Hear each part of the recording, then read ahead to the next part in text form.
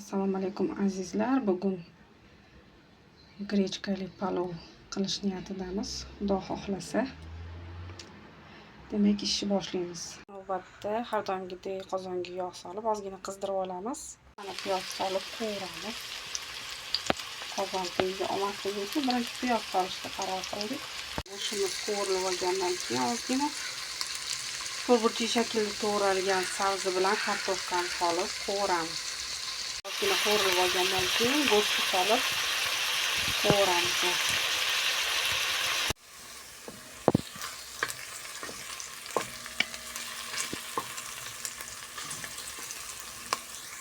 Ozgina tomatam qo'shamiz. Zahirli qo'shmaydi.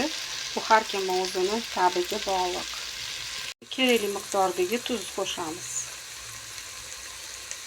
Qovuramiz hammasini yaxshilab.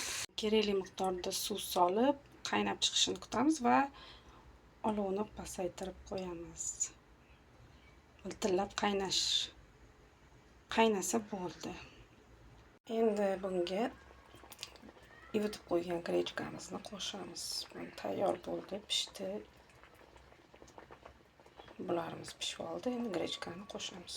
Mana shunchaki grechkani soldik. Suvi deyarli ko'nmayapti. Qopqog'ini yopib, dimlab qo'yamiz, o'zi pishadi. Atimiz pishdi. Endi bemalol qopqog'ini ochamiz.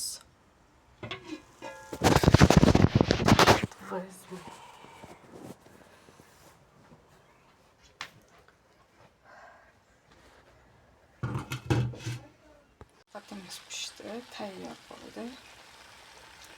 Bemalol tanovul qilishimiz mumkin. Tayyor taomimiz